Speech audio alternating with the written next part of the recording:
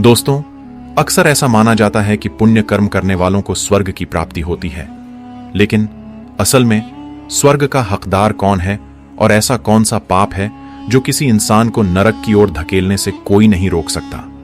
आज हम एक प्राचीन कथा के माध्यम से जानने की कोशिश करेंगे कि क्यों कुछ लोग लाखों पुण्य करने के बाद भी नरक में चले जाते हैं और क्यों कुछ लोग अत्यधिक पाप करने के बावजूद स्वर्ग की प्राप्ति कर लेते हैं।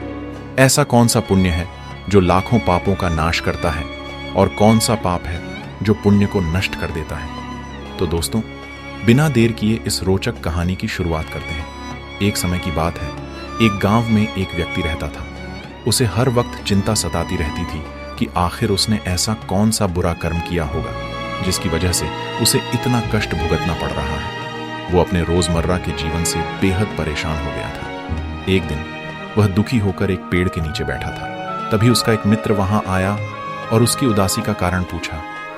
उसने अपने मित्र को सारी बातें बता दी। तब उसके मित्र ने कहा, भाई, तुम चिंता मत करो।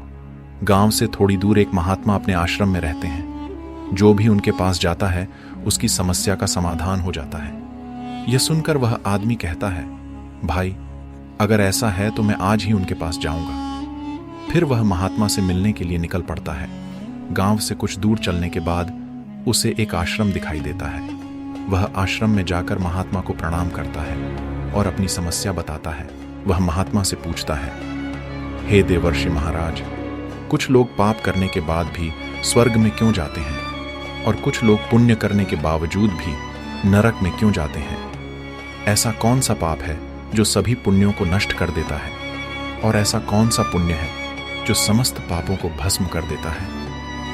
महात्मा मुस्कुराते हैं और कहते हैं, भंते, आज तुमने संसार के कल्याण के लिए एक उत्तम प्रश्न किया है। इसी संदर्भ में मैं तुम्हें एक प्राचीन कहानी सुनाता हूं, जिससे सुनकर तुम्हारे सभी प्रश्नों के उत्तर मिल जाएंगे। इसीलिए तुम इस कहानी को ध्यान से सुनना। वह आदमी कहता है, हे महात्मा, आपके मुख से इस कहानी को सुनना मेरा सौभाग्य है। मैं इस कहानी को ध्यान से सुनूंगा और इसका प्रचार करूंगा। शायद इससे मेरे जीवन में कुछ बदलाव आ सके। महात्मा कहते हैं, भंते, पूर्व काल की बात है।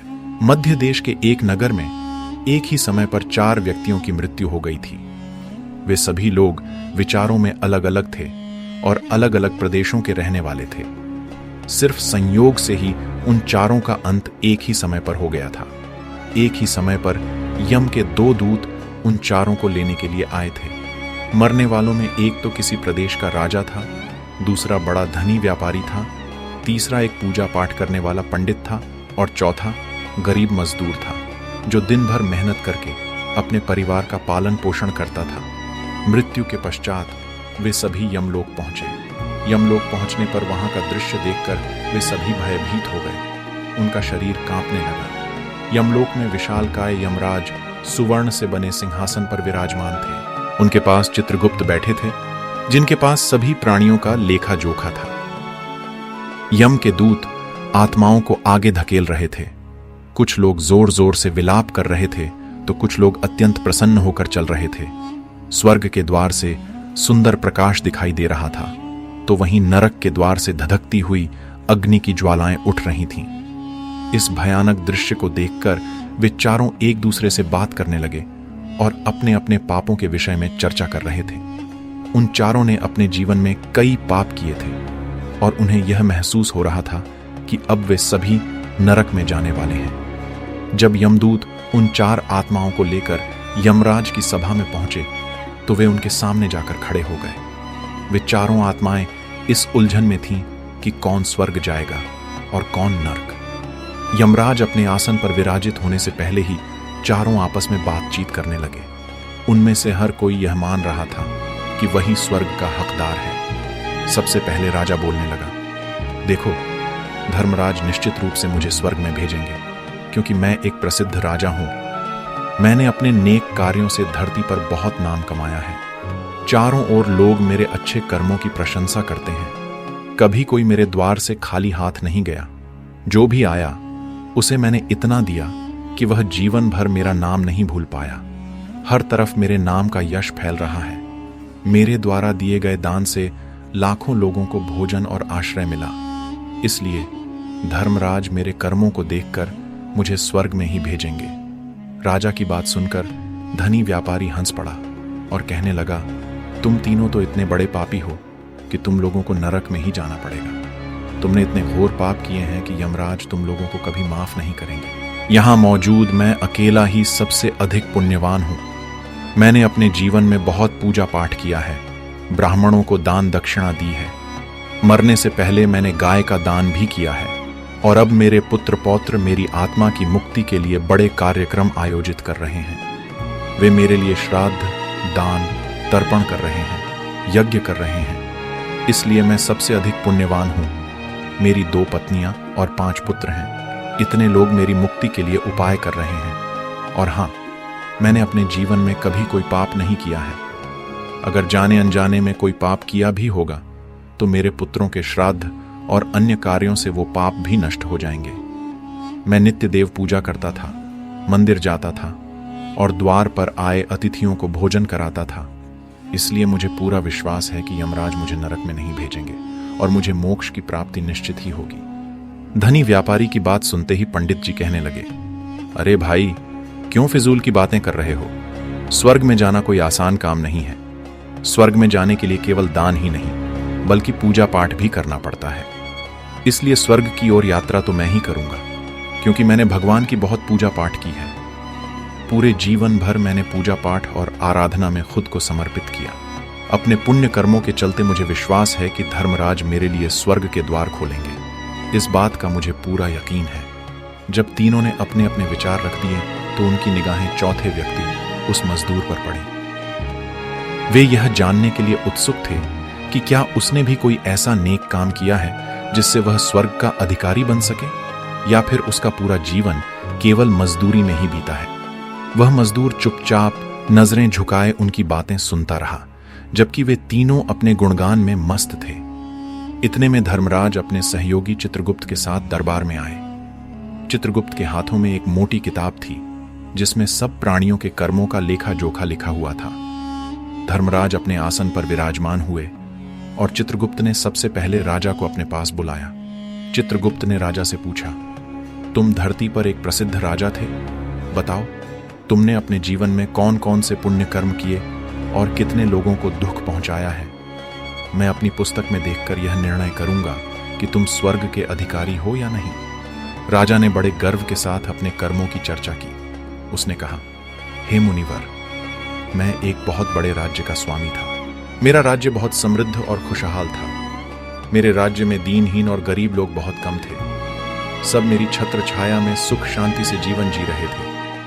मैंने अपने राज्य के लोगों को किसी चीज की कमी नहीं होने दी। हर भूखे को भोजन मिलता था।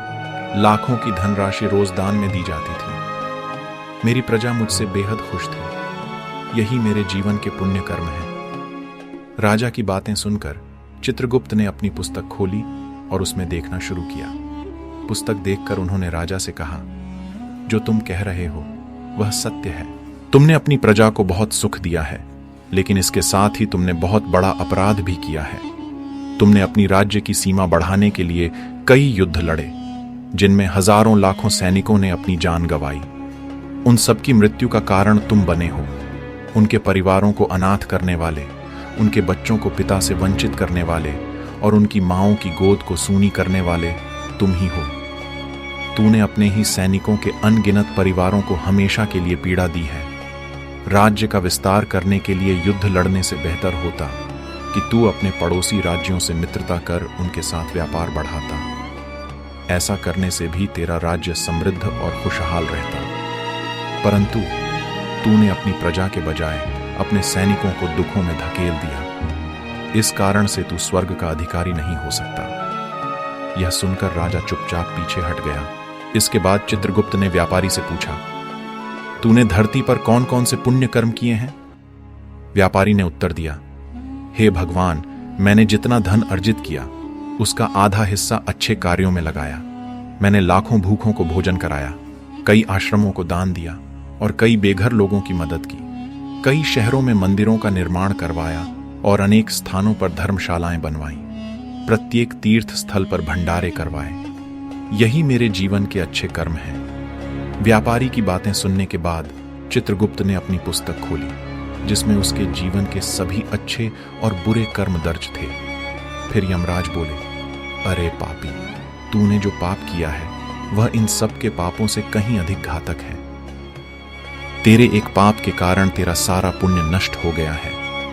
यदि तूने यह पाप नहीं किया होता तो तू स्वर्ग का अधिकारी हो सकता था, लेकिन तूने यह पाप जानबूझकर किया है, इसलिए तुझे नरक में ही जाना पड़ेगा। यह सुनकर वह धनी व्यापारी बोला, हे धर्मराज, इन चारों ने जितने पुण्य किए हैं वे सब मैंने भी किए हैं, बल्कि उनसे अधिक ही किए हैं। फिर भी मैंने ऐसा कौन सा पाप किया है जिसके कारण मुझे नरक में भेजा जा रहा है? यमराज ने कहा, याद कर, तूने उस निर्दोष विधवा नारी पर झूठे आरोप लगाए थे कि उसने तेरे घर पर चोरी की है। इसके साथ ही तूने उसके ऊपर अन्य झूठे आरोप भी लगाए, उसे व्यभिचारिणी और वेश्या कहकर उसके चरित्र का हनन किया। और राजा ने तेरी बातों पर विश्वास कर उस विधवा नारी को मृत्यु दंड दे दिया। मनुष्य ब्रह्म हत्या, चोरी, मदिरा पान जैसे घोर पापों से भी प्रायश्चित कर सकता है, लेकिन झूठे आरोप लगाने का कोई प्रायश्चित नहीं है। जो व्यक्ति दूसरों पर झूठे आरोप लगाता है और सत्य जानने के बाद भी उन्हें दोषी ठहराता है, वह सबसे बड़ा पापी है। ऐसे व्यक्ति के द्वारा किए गए सभी पुण्य नष्ट हो जाते हैं, इसलिए तेरे सारे पुण्य निरर्थक हो गए हैं। तुमने जो पुण्य किए थे वे सब एक पाप के कारण शून्य हो गए। धरती पर जो भी दान धर्म किया वह उस पैसे से किया था जिसे कमाने के लिए तुमने न जाने कितने झूठ बोले, लोगों को ठगा, मिलावटी सामान बेचा और नकली चीजों को असली के दाम में थमा दिया। कितने ही व्यापारियों को रास्ते से हटाया और तुम्हारे इन कुकर्मों की वजह से अनगिनत लोग बीमार पड़कर मर गए। कुछ ने तो आत्महत्या तक कर ली। जिन लोगों की मेहनत का पैसा तुमने हड़प लिया उनकी बद्दुआ भी तुम्हारे साथ है, इसलिए तुम्हारे सारे पुण्य व्यर्थ हो गए और तुम भी स्वर्ग में जाने के अधिकारी नहीं रहे। चित्रगुप्त की बात सुनकर व्यापारी उदास मन से पीछे हट गया। इसके बाद चित्रगुप्त ने पंडित जी को बुलाया और पूछा, तुमने अपने जीवन में कौन से अच्छे कर्म किए हैं? पंडित जी बोले, हे मुनिवर, मेरा सबसे बड़ा पुण्य यह है कि मैंने हजारों लोगों को ज्ञान दिया है, अनगिनत यज्ञों का आयोजन किया है और कितने ही घरों में पूजा पाठ कराया है। दिन रात मैंने ईश्वर का जप तप किया है और हजारों कन्याओं का विवाह संपन्न कराया है, लाखों पिंडदान और श्राद्ध किए हैं और अनगिनत लोगों को सही मार्ग दिखाया है। इससे बड़ा पुण्य और क्या हो सकता है? चित्रगुप्त ने पुस्तक में देखा और कहा, हे पंडित महाराज, आप जो कह रहे हैं वह सत्य है। आपने सच में हजारों लोगों को ज्ञान दिया है, लेकिन उस ज्ञान पर खुद कभी अमल नहीं किया। आपने सैकड़ों यज्ञ और पूजा अनुष्ठान कराए, लेकिन उनमें कोई निस्वार्थ भाव नहीं था। आप हमेशा धन के लालच में रहे, इसलिए आप भी स्वर्ग में जाने के अधिकारी नहीं हैं। यह सुनकर पंडित जी भी निराश होकर पीछे हट गए। अब केवल मजदूर बचा। वह मजदूर यह सब देखकर बड़ा हैरान था। वह सोचने लगा कि जिन लोगों को वह इतना महान समझता था उनमें से कोई भी स्वर्ग का अधिकारी नहीं रहा, तो वह कैसे स्वर्ग में जा सकता है? उसे तो स्वर्ग की कल्पना भी नहीं करनी चाहिए, क्योंकि उसने न कभी पूजा पाठ किया, न कभी दान धर्म किया। वह तो बस मेहनत मजदूरी करके अपना और अपने परिवार का पेट पालता रहा। मजदूर इन विचारों में ही डूबा था कि चित्रगुप्त ने उसे भी बुला लिया और उससे पूछा, लेकिन मजदूर तो पहले से ही बोल पड़ा, भगवान, मैंने धरती पर एक गरीब के घर जन्म लिया था। मैं पूजा पाठ और दान पुण्य करने के लायक नहीं था। मेरी मेहनत बस इतनी थी कि किसी तरह अपने परिवार का पालन पोषण कर सकूं। मुझे पता है, हे प्रभु, कि मैं स्वर्ग में जाने का अधिकारी नहीं हूं। मैंने धरती पर भी नरक जैसी जिंदगी जी है और आगे भी मुझे नरक में ही जाना है। लेकिन हे प्रभु, मेरी एक छोटी सी इच्छा है। मैं जानता हूं कि स्वर्ग में तो नहीं जा पाऊंगा, पर क्या मैं एक बार, सिर्फ एक बार स्वर्ग की एक झलक देख सकता हूं? इससे ज्यादा मुझे कुछ नहीं चाहिए, क्योंकि मैंने कोई ऐसा कर्म नहीं किया है जो मुझे स्वर्ग तक पहुंचा सके। दिन भर की मजदूरी के बाद मेरे पास खुद के लिए भी समय नहीं बचता था। बचे हुए समय में मैं अपने बूढ़े माँ बाप की सेवा करता, उन्हें खाना खिलाता, उनके कपड़े बदलता। यही मेरी दिनचर्या थी। मुझे तो मंदिर जाने का भी मौका नहीं मिलता था। मजदूर की बात सुनकर चित्रगुप्त ने अपनी पुस्तक में झांका और पूछा, हे मानव, जरा सोचो, क्या तुमने कभी कोई शुभ कर्म किया है? मजदूर ने अपने जीवन के बीते दिनों को याद किया और उसे एक घटना याद आई। एक बार जब उसे बहुत तेज भूख लगी थी, वह रोटी खाने ही वाला था कि अचानक एक कमजोर और बीमार कुत्ता वहां आ गया। वह कुत्ता ठीक से चल भी नहीं पा रहा था और मेरी रोटी की ओर एकटक देख रहा था। मेरे अंदर से एक आवाज आई, इस बेजुबान को भूखा कैसे छोड़ सकते हो? मैंने बिना सोचे समझे वह रोटी उस कुत्ते को दे दी और खुद भूखे पेट पूरे दिन काम किया। मजदूर की यह बात सुनकर चित्रगुप्त मुस्कुराए और उसका हाथ पकड़कर बड़े सम्मान से उसे स्वर्ग की ओर ले गए। उन्होंने कहा, तुम ही स्वर्ग में रहने के अधिकारी हो। जीवों पर दया दिखाना ही सबसे बड़ा शुभ कर्म है। जो भी कर्म निस्वार्थ भाव से किया जाता है, वही सच्चे पुण्य का फल देता है। निस्वार्थ भाव से जन कल्याण के लिए किया गया एक छोटा सा भी काम तुम्हारे सैकड़ों पापों को मिटा देता है। यदि किसी ने लालच, मोह या स्वार्थ के चलते शुभ कर्म किया है तो वह फलदायी नहीं होता। इसीलिए जीवन में अच्छे कर्म सच्ची भावना से करने चाहिए। यह मत भूलो कि किसी से धन छीनकर या चुराकर उसे पुण्य के काम में लगाना भी कोई पुण्य नहीं है। सच्चे पुण्य वही हैं जो निस्वार्थ भाव से किए गए हों। दोस्तों, स्वर्ग में वही जाता है जिसने निस्वार्थ भाव से प्राणियों की सेवा की हो। भले ही उसने जीवन में एक पैसा भी दान न किया हो, लेकिन जो उसने अपनी सामर्थ्य के अनुसार निस्वार्थ भाव से किया हो, वही उसकी मुक्ति का रास्ता बनता है। तो दोस्तों, आशा है आपको यह कहानी अच्छी लगी होगी।